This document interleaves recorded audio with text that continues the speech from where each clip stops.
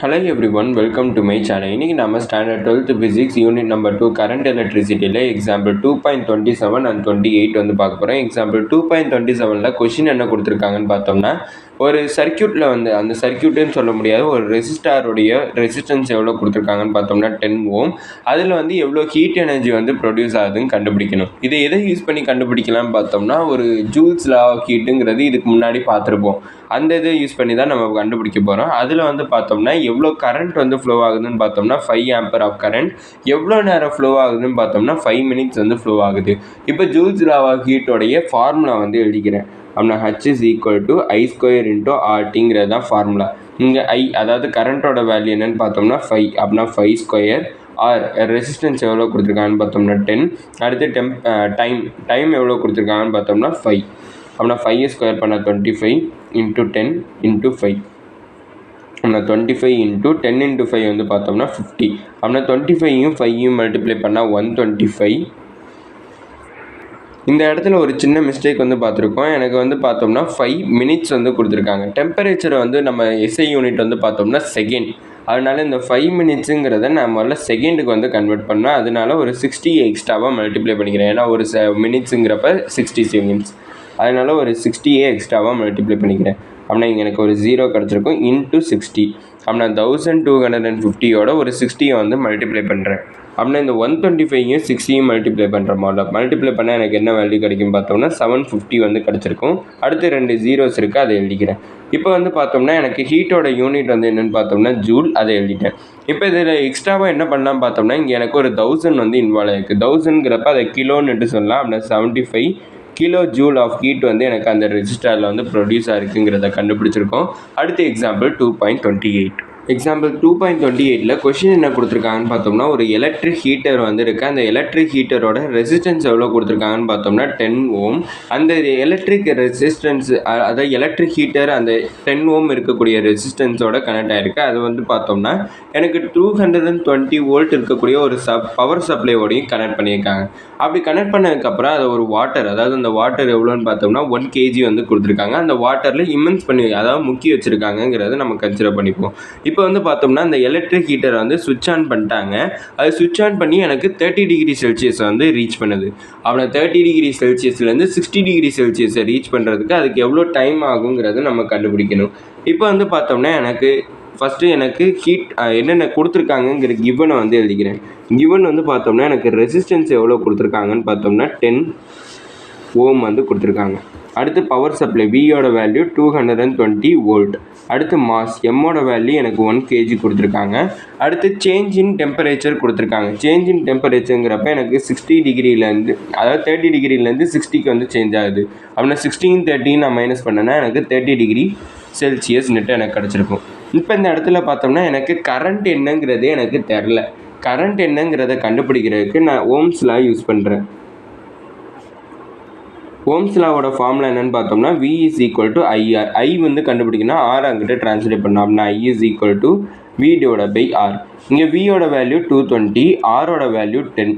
அப்படின்னா கேன்சல் பண்ணுறேன்னா எனக்கு 22 வந்து கிடச்சிருக்கும். அப்படின்னா கரண்ட்டோட வேல்யூ 22 ஆம்பர் அப்படிங்கிறத நம்ம கண்டுபிடிச்சிட்டோம். அடுத்து வந்து நம்ம என்ன கண்டுபிடிக்கணும்னு பார்த்தோம்னா, அதில் ஒரு செகண்டில் எவ்வளோ அமௌண்ட் ஆஃப் ஹீட் வந்து ப்ரொடியூஸ் ஆகிருக்குங்கிறத நம்ம ஃபஸ்ட்டு கண்டுபிடிக்கணும்.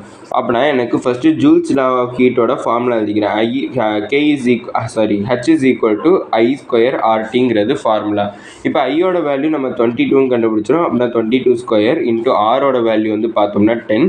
ஒரு செகண்டில் கண்டுபிடிக்கிறனால இன்ட்டு 1ங்கிறத நம்ம சப்ஸ்டியூட் பண்ணிக்கிறேன். அப்படின்னா 22²ங்கிறப்ப ரெண்டையும் மல்டிப்ளை பண்ணோம். அப்படின்னா 2 2 4 2 2 4 4 4 அப்படின்னா 4 8 4 அப்படின்னா எனக்கு 484 வந்து கிடைக்கும். அதை ஒரு 10ஆல் மல்டிப்ளை பண்ணணும். அப்படின்னா 484 10ஆல் மல்டிப்ளை பண்ணனா எனக்கு என்ன வேல்யூ கிடைக்குன்னு பார்த்தோம்னா 4840, அதாவது 4814 கிடச்சிருக்கும். அது இன் டேர்ம்ஸ் ஆஃப் கிலோக்கு நான் சேஞ்ச் பண்ணேன்னா எனக்கு வேல்யூ என்ன கிடைக்குன்னு பார்த்தோம்னா 4.84 கிலோ ஜூல்னுட்டு எனக்கு கிடச்சிருக்கும். இதான் எனக்கு ஹீட்டோட வேல்யூ. இப்போ ஹீட்டோட வேல்யூ கண்டுபிடிச்சாச்சு, கரண்ட்டோட வேல்யூவும் கண்டுபிடிச்சாச்சு. அப்படின்னா இந்த 60 டிகிரிலேருந்து 30 டிகிரி செல்சியஸுக்கு சேஞ்ச் ஆகிறதுக்கு எவ்வளோ டைம் ஆகுங்கிறத நம்ம கண்டுபிடிக்கணும். அதுக்கு நம்ம எங்கே போகணும்னா நம்ம 11th ஸ்டாண்டர்டுக்கு தான் போகணும். 11th ஸ்டாண்டர்டில் செகண்ட் வால்யூமில் யூனிட் நம்பர் 8ல் நம்ம பார்த்துருப்போம். ஸ்பெசிஃபிக் ஹீட் கெப்பாசிட்டியை யூஸ் பண்ணி ஹீட்டோட வேல்யூ கண்டுபிடிக்கிற ஃபார்முலா என்னன்னு பார்த்தோம்னா Q is equal to M into S into change in temperature. இதான் வந்து ஃபார்முலா. இங்கே எம்ங்கிறது மாஸ், எஸ்ங்கிறது ஸ்பெசிஃபிக் ஹீட் கெப்பாசிட்டி, அடுத்து சேஞ்ச் இன் டெம்பரேச்சர் டெல்டிங்கிறது.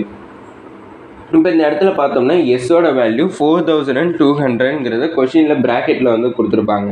அதை நான் இங்கே சப்ஸ்டியூட் பண்ணிக்கிறேன். எம்மோட வேல்யூ 1, எஸ்ஸோட value 4200 into change in temperature, டீயோட வேல்யூ வந்து பார்த்தோம்னா 30. அப்படின்னா இது எல்லாத்தையுமே மல்டிப்ளை பண்ணனா எனக்கு என்ன வேல்யூ கிடைக்குதுன்னு பார்த்தோம்னா 126,000 கிடைக்கும். இது இன் டேர்ம்ஸ் ஆஃப் கிலோ ஜூலுக்கு வந்து நான் சேஞ்ச் பண்ணேன்னா எனக்கு 126 கிலோ ஜூல்னுட்டு எனக்கு கிடச்சிருக்கு. இப்போ வந்து நம்ம கரண்ட்டோட ஹீட்டோட வேல்யூ நம்ம கண்டுபிடிச்சிட்டோம் 126 கிலோ ஜூல்.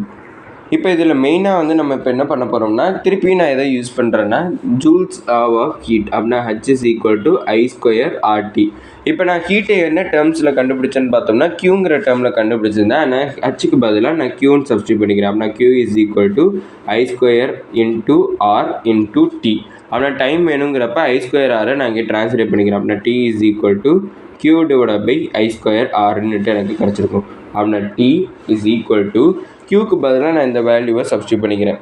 அதாவது 1,26,000 சப்ஸ்டியூட் பண்ணிக்கிறேன். 1,26,000 டிவைட் பை I²R. I²Rங்கிறத நான் இதே சப்ஸ்டியூட் பண்ணிக்கிறேன். ஏன்னா எனக்கு T அதாவது எதோட வேல்யூ Tங்கிறது டைமோட வேல்யூ. Tங்கிற டைமோட வேல்யூ நான் 1ன்னுட்டு கன்சிடர் பண்ணியிருந்தேன். அப்படின்னா இது I²R மட்டும்தான் இருந்திருக்கும். அப்படின்னா I²Rஓட வேல்யூ என்ன கண்டுபிடிச்சிருக்குன்னு பார்த்தோம்னா 4,840. அதை நான் இங்கே சப்ஸ்டியூட் பண்ணிக்கிறேன்.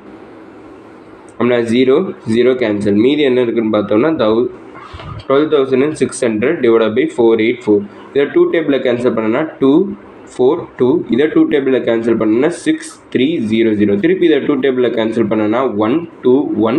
இதே 2 டேபிளில் கேன்சல் பண்ணால் 3150ன்னுட்டு எனக்கு கிடச்சிருக்கு. இப்போ இதை நான் டிவைட் பண்ணிக்கிறேன். கால்குலேட்டர் யூஸ் பண்ணி டிவைட் பண்ணுறப்ப எனக்கு அப்ராக்சிமேட்டாக டைமோட வேல்யூ என்ன கிடச்சிருக்குன்னு பார்த்தோம்னா 26.03ன்னுட்டு எனக்கு கிடச்சிருக்கு. அப்ராக்சிமேட் டைம் வேல்யூ அப்படின்னா டைமோட யூனிட் என்னன்னு பார்த்தோம்னா செகண்ட்ஸ்.